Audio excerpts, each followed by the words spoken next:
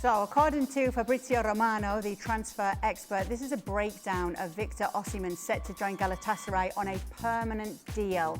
40 million euros immediate payment, 35 million in 1 year, 5 million euro add-ons based on goals, 10% sell-on clause on future profit, and the clause is to avoid sale to Italian clubs in the next 2 years.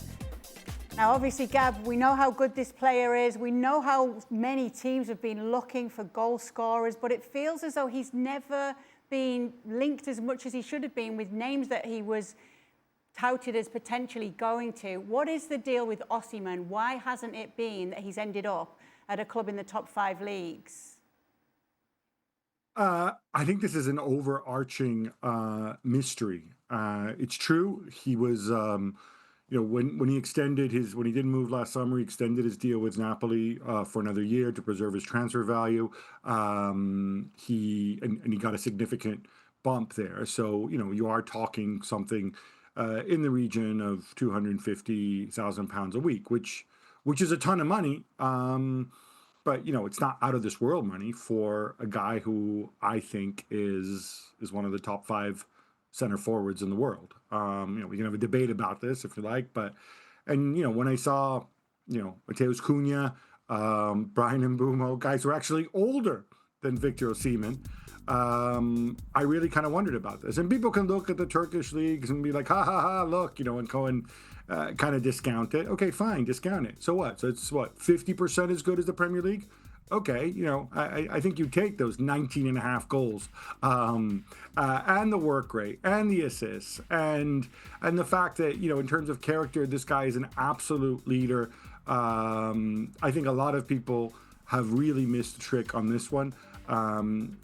The agents, the people look after him, I think they get badmouthed by a lot of people. I've spoken to club officials and they said, oh no, but his agents are a nightmare. I don't know. I've spoken to other people who said they're no different than any other agents. They want the best deal for themselves and for their players. So I think people, I hope he does really well and proves a lot of people wrong, because to me it's madness. And I say this with the greatest of respect for Galatasaray, who are investing an enormous amount of money in him. Yeah, absolutely. Well, seeing as though Frank is very interested in what's going on with Jadon Sancho, I wonder if we can get more information from you, because Tutto Sport seem to think that Jadon Sancho to Juventus is close, Gab. So, all right, this is the bizarro thing that doesn't make sense to me. Obviously, Juventus are in a very precarious financial situation. They've got the Dusan Vlahovic situation to resolve. They've got the Colomwani. They would like to keep him, but then they have to renegotiate their loan deal with Paris Saint-Germain. Paris Saint-Germain, of course, spent a lot of money for him. So money's a little tight. I would have thought that another winger on a team that, already has Kenan Yildiz and Nico Gonzalez and Tim Weah and so on, I don't really see why it's something that they necessarily need. They also have Chico Conceição, who, they're hoping to extend the deal with Porto. But Sancho's there and he's available. The thinking is that he's got a year left on his contract. He is on a really big contract. So the idea is that Manchester United would let him go for relatively little. The problem is, if you're Sancho, you've got a year left. Well, in a year's time, you're going to be a free agent. So then you can sign for wherever you want, right? And you can get the best deal for you. So Juventus would have to negotiate a multi-year deal with him, which is going to be less than what he's on now, because those are United wages, but enough to keep Sancho motivated and stimulated. And my only uncertainty here is, if you're Sancho, why didn't you do that at Chelsea? Chelsea wanted to sign Sancho. They certainly made him an offer. They put a deal on the table. It was less than what he was on, but he was getting more years as a result. And he said no to them. So I'm still skeptical on this, but I'm glad Tutto Sport are so confident. Frank, was that a good enough explanation for you on Sancho to Juventus? Of course not. Of course not. I don't understand from Juventus. I don't understand Sancho not signing for Chelsea. I mean, I don't understand this football anymore. I don't know where the love of football is, if it still exists. I don't know where the projections from the clubs and players are still in their mind at some point, because they don't see further than their, I would say, their nose, as we say in France. They don't see the big picture. That's crazy. I mean, that player, I always think about the players. Always try to defend players, but sometimes it's impossible to go with them where, in fact, they just think about the money. And that's impossible for me. I don't see football like that. I'm maybe living in another planet. It's mostly a fairy tale for me. But come on, Jadon, you had a chance to go for Chelsea. They gave you another chance to play for a big club, and you say no. I just learned that. I didn't know that. And now you have a chance to go to Juventus. I mean, those players are so lucky. There are so many other players that we can talk about, that they have a chance to go from a club to another club to another club, and clubs still believing that they can change. No, they won't change. People don't change. What they will change if they make an effort on their wages and say, oh, I really want to come because I want to play football. And if I'm a chairman, I take those players because I see that they're hungry. I don't see those people hungry. I think they want money, and they're greedy in a way, but they're not hungry. That's for sure for me. But then to that point, there's Marcus Rashford taking a pay cut to go move to Barcelona. And we had this conversation a couple of days ago about players taking pay cuts and maybe extending years and making up the money in that regard. I'll be honest, I am as surprised as anybody, certainly as surprised as Frank was to see Jadon Sancho linked with Juventus. It didn't make an awful lot of sense to me. I am as surprised as Frank is to hear that Chelsea made an offer, because again, I didn't see that as being viable certainly from a Chelsea perspective. And I always had the feeling that Jadon Sancho wanted to play in a different league, because he had success in Germany. Even when he went back to Dortmund, was not a standout return, but certainly he was better than he had been for Manchester United. I thought that spell he was better for Dortmund than he had been for Chelsea. So maybe a move back to the Bundesliga just suited him, and maybe that's what's on his mind in terms of turning deals down, or you don't know what was happening behind the scenes. But that's the only way that this makes any kind of sense to me, that some German club was interested in Jadon Sancho, maybe sounding that out. It was of interest to him just to get out of the Premier League, and so he turned down Chelsea's advances. Because otherwise, it doesn't make sense from a Jadon Sancho perspective, while, as I say, Chelsea not taking up that offer, I thought was the right thing to do all along. And meanwhile, while we are on the subject of Borussia Dortmund, it looks as though Gio Reyna could be leaving and could be joining Serie A side Parma. What more can you tell us about this move and this rumour, Gab? Yeah, so it's been reported out there that Parma actually have a deal in principle.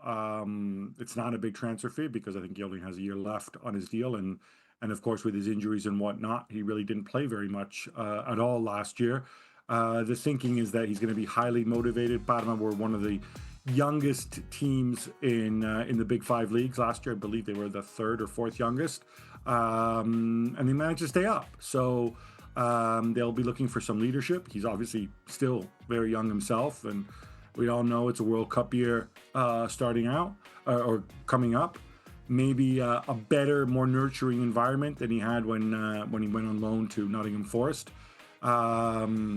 And so I would assume that's what he's looking for at this stage. Certainly if he sticks around at Dortmund and never gets on the pitch, it's not going to help him. And then he'll be a free agent next June, and nobody's going to want him heading into a World Cup. That's not what he needs. So if I can see the appeal from Gio's part, also no European football. Well, I guess he is pretty well rested. He hasn't played that much, but I think it makes sense. And I think Dortmund at this stage, they know that with a year left, there's only so much they can ask for. Does this one make a bit more sense to you, Frank? No. No. I'm sorry for Gio Reyna, because I don't know. I would love to talk to the chairman of Parma or the coach or somebody from the board to explain to me what is the reason you are interested about a player who have been so much injured, who barely played for the past years. What is your sense of feeling that you have, that you think that something is going to change? I'm sorry. Until proven otherwise, I have doubts, and big doubts about that guy. He's only 22. We have heard so much things about him and his body, fitness, blah, blah, blah, that if I'm a chairman, no, I would say, I'm sorry, I cannot help him out. Gab, in the absence of Parma owner Kyle Kraus, you're going to have to answer this for Frank. So Kyle Kraus, who, funny enough, is actually of Neapolitan descent, despite the fact that he sounds and looks like he's German. He's from Iowa, very Midwestern. But those are just some few Kyle Kraus facts. I think they view this as, he looks like a very white bread dude, put it that way. But he's a clever man. I think you view this as a high upside thing. Like you said, he's 22 years old. I'm sure they've looked at his injuries and they said, are these congenital injuries? Is there something wrong with his body where he's going to get injured every few months for the rest of his career? Yes or no? So they would have looked at the injury record. They would have assessed whether he can stay fit. 5 to 7 million for an American-born player, and that does add a certain amount of value, especially heading into into a World Cup year. This makes all the difference in the world. It wasn't that long ago people were talking about Gio Reyna as a 40 million, 50 million type player. More so for his potential, if you want. But there's no question that he is until the kid with the Philadelphia Union comes good. He is probably the most technically gifted American player out there, not named Christian Pulisic. I don't think there's any doubt or question about that, about his technical ability. So I think you view this as a low upside gamble. 5 to 7 million is not a lot of money. His wage packet, we haven't had much information on that, but he was not an enormous salary at Borussia Dortmund. I'm assuming he can't ask for an enormous salary here at Parma. It's probably going to be a 3-year deal with maybe even a small pay cut from what he was on, maybe with bonuses or whatever else. So they view this as a high upside gamble worth taking. What's the worst thing that happens? He comes over and he gets injured again. Fine. It's not going to ruin the club. Yeah, we need to get Frank on every transfer talk segment right now to just dismiss any transfer we put to him. No. I'm going to be very positive. I'm going to end up the story with Gio Reyna very positively, where that's a fantastic gamble. We wish him the best. Good luck, Parma. Let's go, guys.